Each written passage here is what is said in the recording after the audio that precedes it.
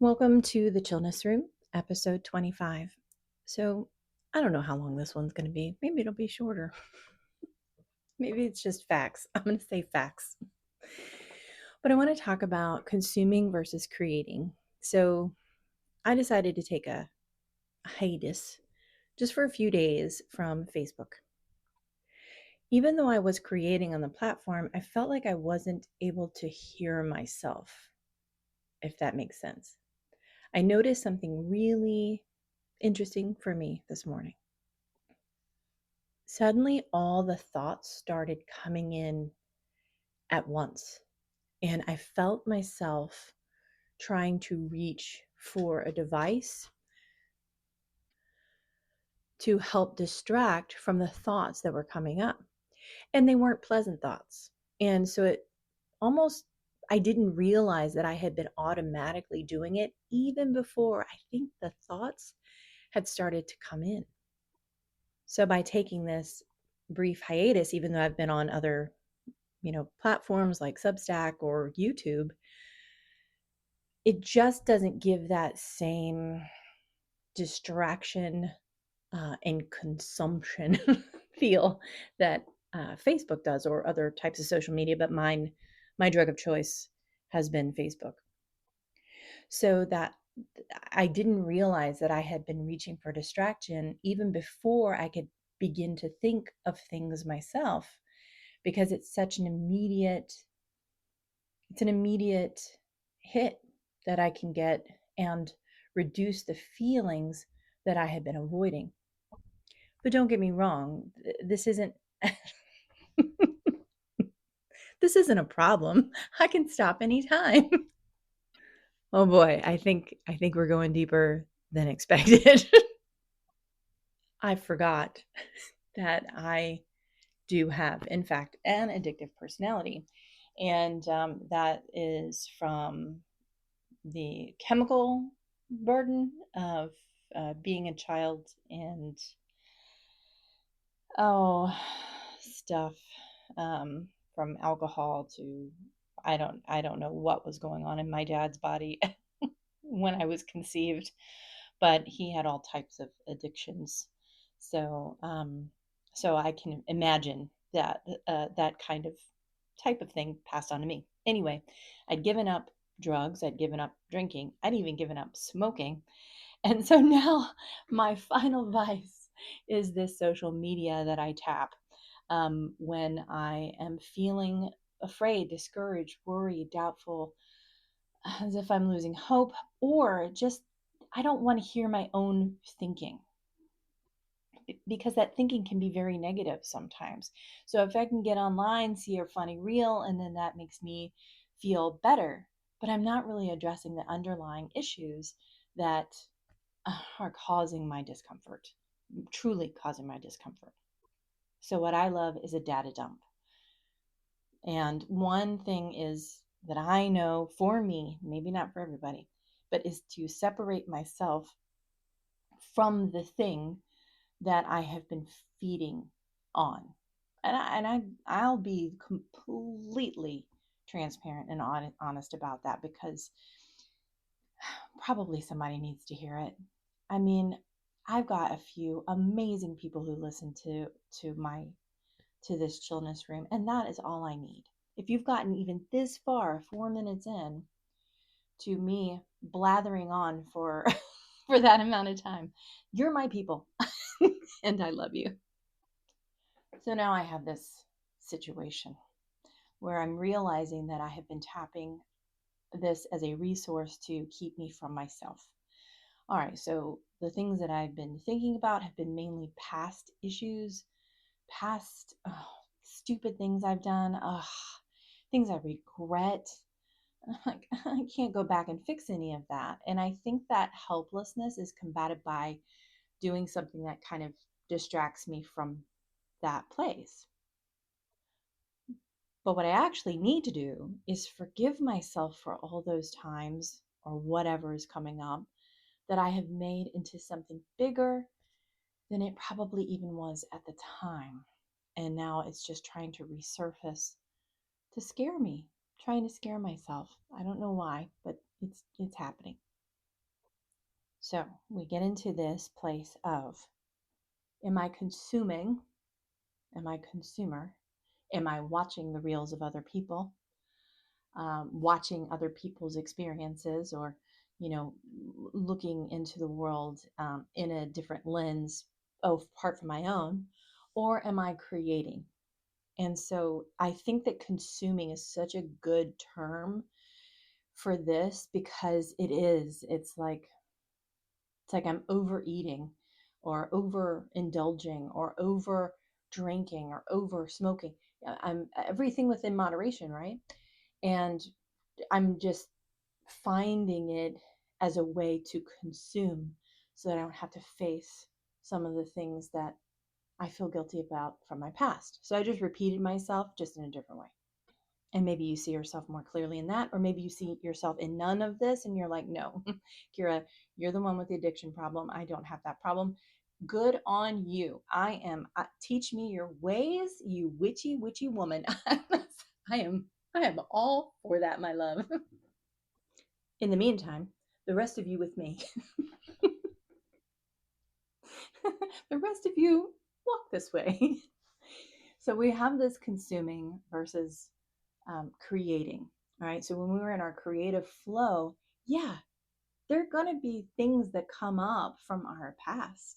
Maybe some guilt, maybe some shame, maybe some fear, maybe some whatever. And then you take that energy. This is how you clear this. This is how you heal this, essentially, or partially. Is you take whatever energy that is and transmute it or transform it into the written page. I think that's probably the most common, but it could also be the painted page. It could also be the dance floor. Well, I'll have a dance off later. It could be through other types of meditation or movement meditation, or it could be through maybe, I'm going to say, a study of something, but I don't think that that could be a distraction necessarily, unless you're making it your whole life and there's nothing else, there's no room for literally anything else. And then it could be almost a little bit like a distraction. But everybody has their own personal experience with this kind of stuff, and I'm not trying to tell you who you are. I'm just telling you who I am, and maybe you see yourself in some part of it. So let's get into the creating piece. There's something that you love to do. I don't know whether it's cooking, whether it's dancing in your living room, whether it's whatever it is. When we have this distraction of something that is unhealthy, an unhealthy distraction, too much TV, too much whatever, and you go, okay, I'm distracting myself from something. What is it? What am I not seeing? And I think simply asking the question can be incredibly powerful. So simply asking the question. I notice myself kind of starting to drift into feeling a little bit uncomfortable, or feeling imbalanced, or not feeling fulfilled, or feeling a bit off. What am I doing? Where is my focus? And what do I want to change? So this doesn't necessarily have to be with social media. It could be with literally anything, but it could be with complete distract. I have to do this and this for other people, and so I'm the only one who can take care of all of these things, because without me the world would fall apart. And you might be right, their worlds might fall apart, and they might need to, and that's okay too. So you could be consuming that praise, maybe a feeling of safety. Maybe you can tell someone, oh, look at all I do for everyone else and no one does anything for me. Whatever, I feel like the people who listen to my channel wouldn't necessarily be those kind of people, because I'm pretty much a self-reliant kind of gal. And I think the people that I know that listen are very self-reliant also. So I don't think it would be that, but I do think that some of the people that listen to me do overgive. and they are doing their absolute utmost best in this life to be helpful, to be productive, to be loving, to be caring. And sometimes people do take advantage of that. So we're just being flat out honest. But that's a consumption thing too. You're getting something, or whomever might be in this world doing that could be getting something from that experience. So we've got that. And now that I've kind of gone all around the world to get to my creativity point, which I've already kind of said, is that carving time out just to take a step back from the low hanging fruit. Social media is low hanging fruit. You can get some big, we call them nom noms. We can get nom noms off of social media. And I'm not dogging it too much. You know, some people have an incredibly healthy relationship with social media. I'm just not one of them, but I can get better. And that happens through recognition. So what I did instead was I just started painting. So whenever I needed a distraction because something was going on in me or whatever, I would let the thoughts play out in the background while I set my focus and attention on painting. And I was like, oh, maybe I could use this technique or that technique, or let me watch another video. I haven't seen one in a long time about this or that. And then my focus shifted, and I was able to bring more awareness into the present moment and sitting with something for a long time instead of sitting with something for 8 seconds or less. So when you're looking at yourself, these are just the simple questions I'd ask. Am I consuming or am I creating? If you are consuming, decide how much time you want to spend on consumption. And then if you're creating, decide if how much time you want to spend on creating. Or is it time for you to fill up your artist bucket, like Artist Way says, Julia Cameron, right? You know, where you go to a museum or you go places to see new things, or you go take a walk in a park or take a bike ride, or, just take a walk around your patio, if you want. It could be something that you hadn't seen before. I know it sounds weird, but there's a lot of stuff happening outside.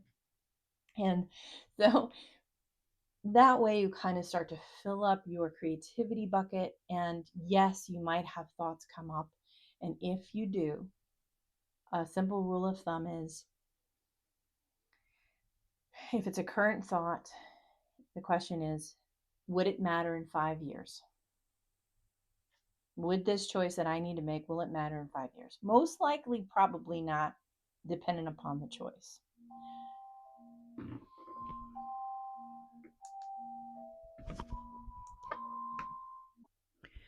Sorry, that bell was for the fact that I have to go take my car up to get my tires changed.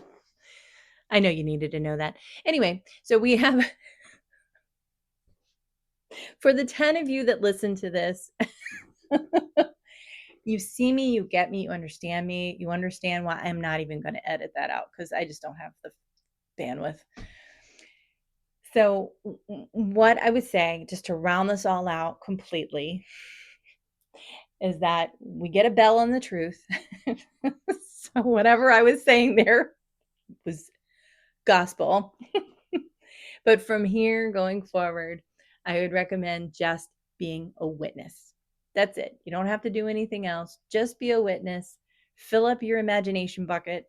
Fill up, the times more with you being a creator, and spend less time being a consumer. You can do 10% consuming and just really, really enjoy it.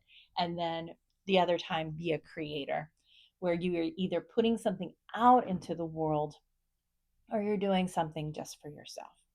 I hope you have a beautiful, beautiful day. I'm going to go get those tires and have a nice, safe ride. I hope you have a great day, and I will talk to you again soon. Take care.